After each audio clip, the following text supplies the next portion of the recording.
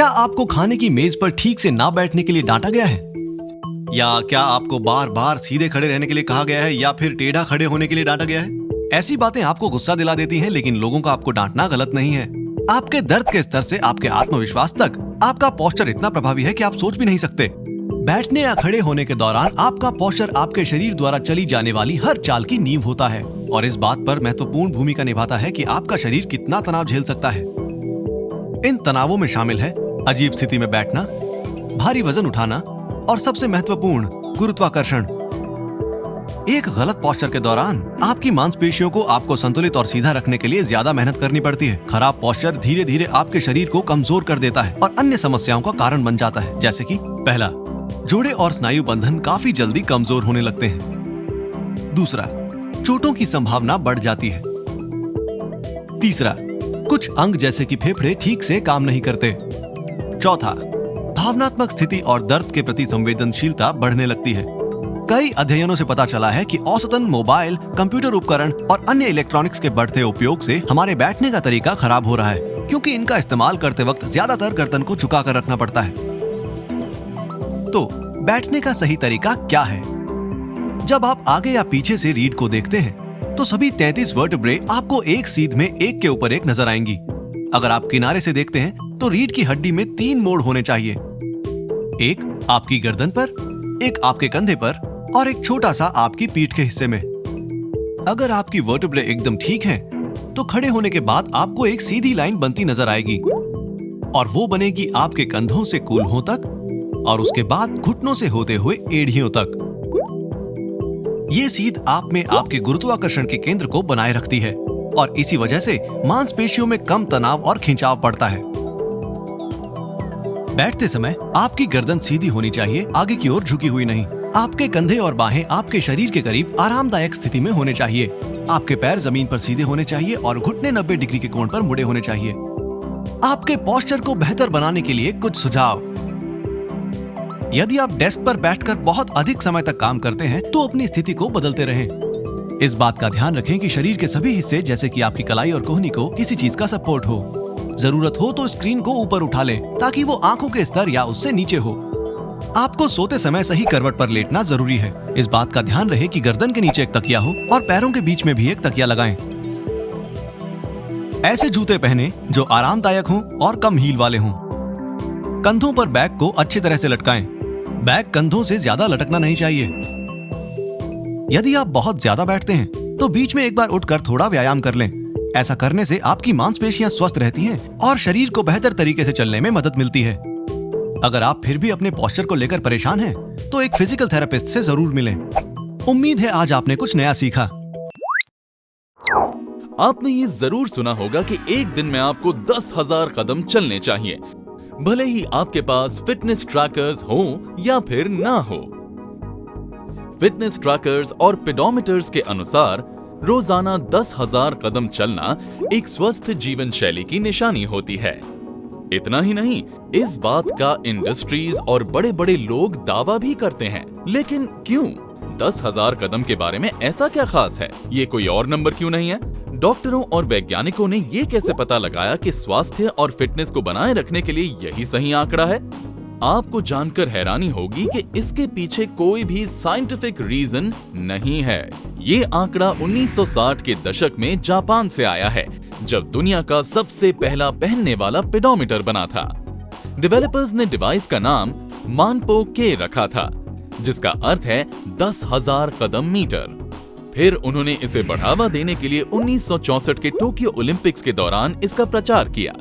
आज दशकों बाद लोग इन स्टेप्स को पूरा करने में लगे हुए हैं और इसके पीछे की वजह सिर्फ मार्केटिंग टैक्टिक्स हैं, ना कि साइंटिफिक रीजंस। इस बात का कोई सबूत नहीं है कि 10,000 कदम आपकी सेहत के लिए अच्छे होते हैं। इसके बजाय तेज चलना जरूरी है और ये बात वैज्ञानिक रूप से सिद्ध भी है। अध्ययनों से ये भी पता चला है कि आम या ज्यादा एक्सरसाइज करने के बहुत से फायदे भी हैं, जैसे कि डिप्रेशन के कम सिम्टम्स, एंजाइटी का घटना, नींद अच्छी आना और हड्डियों का मजबूत होना। इसी वजह से कई स्वास्थ्य दिशा निर्देशों में कहा गया है कि आपको एक एक्टिविटी कुछ टाइम तक करनी चाहिए, ना कि कदम गिनने चाहिए। अमेरिकन का उदाहरण लेते हैं। एक अडल्ट को कम से कम 150 मिनट की आर्म एक्सरसाइज या फिर 75 मिनट की तेज एक्सरसाइज करनी चाहिए, वो भी हर हफ्ते। और हाँ, इन दिशा निर्देशों को हम कदमों में भी बदल सकते हैं। अब आप पूछेंगे कैसे? एक आर्म एक्सरसाइज से 3 गुना ज्यादा ऊर्जा खर्च होती है, जो वास्तव में कुछ भी ना करने से होती है। शोध से पता चला है कि कुछ युवा वयस्कों के लिए ये 100 कदम प्रति मिनट की गति से चलने के बराबर है, या लगभग 4 किलोमीटर प्रति घंटा। इसलिए आपको एक हफ्ते में लगभग 15,000 कदम या हर रोज 2,100 कदम चलने चाहिए। अगर आप इतना नहीं कर सकते हैं तो निराश मत होइए, हम आपको बताएंगे व्यायाम करने के और भी कई तरीके। बस आपको इन नियमों का पालन करना है जो अमेरिकन हार्ट एसोसिएशन द्वारा बताए गए हैं। 150 प्लस में फिट। हफ्ते में आपको करीब 150 मिनट का आम तीव्रता वाला वायुजीवी व्यायाम करना है, या फिर 75 मिनट का अधिक तीव्र वायुजीवी व्यायाम करना है, या फिर एक हफ्ते में आप दोनों को थोड़ा थोड़ा कर सकते हैं। चलिए ज्यादा, बैठिए कम। कोशिश करिए कि आप दिन में ज्यादा से ज्यादा चलें। कुछ ना करने से तो बेहतर ही है। तीव्रता बढ़ाइए। जब भी व्यायाम करें तो अपनी तीव्रता को जरूर बढ़ाएं। व्यायाम करते हुए अगर आप फुर्तीला महसूस करने लगे तो व्यायाम का समय बढ़ा सकते हैं। मांसपेशियों की कसरत। हफ्ते में कम से कम 2 बार उच्च तीव्रता वाली मांसपेशियों की कसरत जरूर करें, जैसे कि प्रतिरोध या भार प्रशिक्षण। बेहतर महसूस करें। कसरत के बाद आपको बेहतर नींद आती है, याददाश्त तेज होती है, संतुलन और सीखने की क्षमता भी बढ़ जाती है, और ये सारी चीजें कम होती हैं। वेट गेन, डिजीज, डिमेंशिया और डिप्रेशन। अपनी हेल्थ के लिए इतना तो आप कर ही सकते हैं, इसलिए स्टेप्स के बारे में मत सोचिए, बस अपनी जगह से उठिए और चलना शुरू कीजिए। क्या आपको नहीं लगता कि एनिमल किंगडम में इंसान सबसे अजीब प्राणी है? वैसे ये सब आपको हमारी रोजमर्रा की अजीब और बेढंगी हरकतों में नजर आ जाएगा। हम अपनी उंगलियां चटकाते हैं, हमारे रोंगटे खड़े हो जाते हैं, ठंड लगने पर कांपते हैं, देखते हैं लेकिन पलक झपकाते हैं, हमारी आंखों में धब्बे देख सकते हैं, प्याज काटते वक्त रोते हैं, डकार मारते हैं, फाट करते हैं, खुजली, छींक, बदबू सूंघ सकते हैं, और एक साथी के लिए कितना संघर्ष करते हैं, और सबसे अजीब, खुद को गुदगुदी नहीं कर सकते।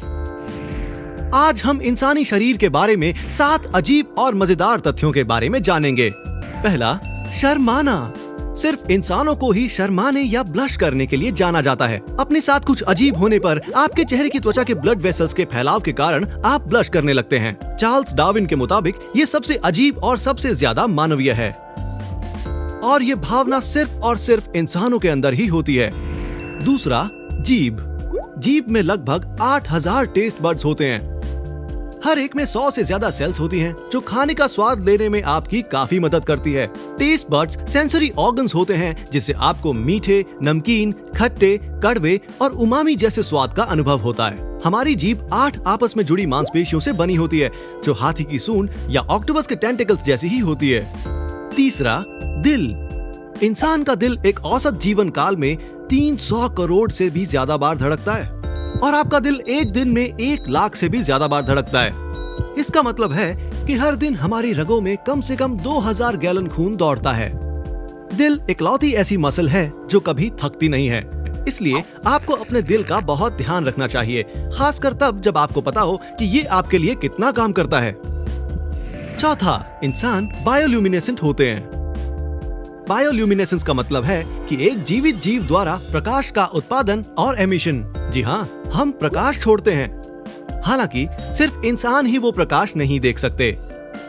ये प्रकाश उन लेवल से 1000 गुना कम होता है जिन्हें हमारी आंखें ठीक से देख पाती हैं, इसलिए हमें वो नजर नहीं आता। लेकिन सच तो ये है कि हम सब चमकते हैं। पांचवा, सिर्फ इंसान ही ऐसे जीव हैं जिनकी ठुड्डी होती है। भले ही ये बात सुन के आप अपनी ठुड्डी खुजला रहे हों, लेकिन ये सच बात है। सिर्फ इंसान ही ऐसे होते हैं जिनकी ठुड्डी होती है। आपने खुजलाई ना? हाँ, ठुड्डी हमारे चेहरे का सिर्फ निचला हिस्सा ही नहीं, बल्कि जबड़ों से बाहर निकली हुई छोटी सी हड्डी भी होती है। वैसे ये सुनने में अजीब तो लगेगा, लेकिन सिर्फ हम ही ऐसे हैं जिनकी ठुड्डी होती है। यहाँ तक कि चिंपैंजीज और गोरिल्लास, जो कि हमारे सबसे करीबी रिश्तेदार हैं, उनके भी ठुड्डी नहीं होती है। अजीब है ना? छठा, रक्त वाहिकाएं यानी ब्लड वेसल्स। अगर आपको इन्हें एक सिरे से दूसरे सिरे तक रखना है, तो मानव शरीर में पाई जाने वाली रक्त वाहिकाएं पूरी पृथ्वी के इर्द गिर्द 4 बार घूम सकती हैं, और हमारी आर्टरीज, नसें और सेल्स लगभग 1 लाख मील तक फैल सकती हैं। 7वां, नाक। इंसान की नाक लगभग 1 करोड़ गंध का पता लगा सकती है। गुलाब की खुशबू, कॉफी, नींबू, इत्र, पॉपकॉर्न, इन सब की खुशबू पहचान सकती है। 1 करोड़ गंधों की बात करें तो ये उनमें से सिर्फ कुछ ही हैं जिनका फर्क इंसान की नाक और दिमाग ही कर सकते हैं। उम्मीद है आपको हमारा ये वीडियो जरूर पसंद आया होगा। क्या आप उन लोगों में से एक हैं जिन्हें जिम जाने या परफेक्ट 6 पैक्स के लिए वर्कआउट करने में मजा नहीं आता है? आपके पास जिम मेंबरशिप भी है, लेकिन वक्त न होने की वजह से आप व्यायाम नहीं कर पाते हैं। ऑफिस में प्रेशर बहुत ज्यादा है और आपके बॉस को प्रेजेंटेशन चाहिए, वो भी वक्त पर। या फिर घर आकर आपको बच्चों को पार्क ले जाना पड़ता है, या फिर घर का सामान लेने चले जाते हैं, इसलिए वर्कआउट का टाइम बचता ही नहीं है। हम आपकी बात को समझते हैं, ऐसा बहुत लोगों के साथ होता है। हम सभी इस चक्रव्यूह में फंसे हुए हैं। व्यायाम और स्वस्थ जीवन की जानकारी हमें ऑनलाइन मिल सकती है, लेकिन उसका शोध पूरा नहीं होता। हम आपके लिए लेकर आए हैं 5 आसान तरीके जो न सिर्फ मजेदार हैं, बल्कि आपके पेट की चर्बी यानी बेली फैट को कम करने में मदद भी करेंगे। चलिए शुरू करते हैं। गर्म पानी और नींबू। हम सभी जानते हैं कि नींबू में ढेर सारा विटामिन सी होता है, लेकिन इसका सिर्फ यही फायदा नहीं है। इसमें भरपूर मात्रा में vitamin B6, vitamin A, vitamin E और बहुत कुछ होता है। नींबू में सेब या अंगूर की तुलना में अधिक पोटेशियम भी होता है। नींबू में पाया जाने वाला पोटेशियम मस्तिष्क और तंत्रिक कार्य को उत्तेजित करता है। एक अच्छी प्रेजेंटेशन देने के लिए एक अच्छा मस्तिष्क होना भी जरूरी है। नींबू में सिर्फ विटामिन्स और मिनरल्स ही नहीं होते हैं। एक अध्ययन से पता चला है कि लेमन जूस में पाए जाने वाले पॉलीफेनॉल्स शरीर के फैट को कम करने में मदद करते हैं। उसी स्टडी से ये भी पता चला है कि जो लोग ज्यादा खाते हैं, पॉलीफेनॉल्स की वजह से उनका वजन भी कम बढ़ता है। इसलिए अपने दिन की शुरुआत इस तरह से कीजिए। 1 ग्लास गर्म पानी में नींबू निचोड़कर पी जाइए। देखा कितना आसान है। अपनी डाइट में प्रोबायोटिक्स ऐड करें। प्रोबायोटिक्स ऐसे अच्छे जीवाणु होते हैं जो वजन को घटाने और बनाए रखने में मदद करते हैं। प्रोबायोटिक फूड के कुछ उदाहरण हैं दही, केफिर, टेम्पे, किमची और अचार। अगर आपने इन्हें अपने खाने में शामिल किया तो आपके पेट के अंदर का गट फ्लोरा स्वस्थ रहेगा, यानी आंत में मौजूद ऐसे जीवाणु और जीव जो हमें स्वस्थ रहने में मदद करते हैं। विटामिन जैसे बायोटिन और विटामिन के गट फ्लोरा में ही बनते हैं। पेट में जमा हुए फैट को घटाने में ये बहुत मदद करता है। सोफे के व्यायाम। सोफे पर दाईं ओर लेटें और अपने पैर को जितना हो सकता है ऊपर उठाएं और फिर धीरे धीरे उसे नीचे ले आएं। इसे 20 से 25 बार करें, फिर बाईं तरफ लेटकर इसे दोहराएं। इससे आपके लव हैंडल्स यानी कि कमर की चर्बी कम हो जाएगी। हमने कहा था ना कि आपको ये सारी चीजें करने में बहुत मजा आएगा। गैसेस और एयर को ना निगलिए। कार्बोनेटेड बेवरेजेस जैसे कि सोडा में सबसे ज्यादा गैस होती है। इसमें मौजूद बबल्स में कार्बन डाइऑक्साइड होता है जो पीने के बाद सीधा आपके पेट में जाता है। इससे आपका पेट खराब हो सकता है या ब्लोट हो सकता है। गैसेस आपके अंदर कैसे जा सकती हैं? जब आप च्युइंगम खा रहे हो, स्ट्रॉ से पी रहे हो या खाते वक्त बात कर रहे हो। इसीलिए खाना शांत रहकर खाइए, पानी ग्लास से पीजिए और कार्बोनेटेड ड्रिंक्स की जगह पानी पीजिए। कोर को मजबूत बनाने के लिए खेल खेलें। ट्रेडिशनल एब एक्सरसाइजेस किए बिना आप ऐसे खेल खेलें जिससे आपका कोर मजबूत हो जाता है। खेल जैसे कि फुटबॉल, स्विमिंग या फिर volleyball. American college of sports medicine के अनुसार ऐसे खेलों से आप कम समय में ज्यादा से ज्यादा कैलोरीज बर्न कर सकते हैं। तो लीजिए दोस्तों, हमने आपको बताए बेली फैट को कम करने के कुछ कमाल के मजेदार तरीके। उम्मीद है आपको वीडियो पसंद आया।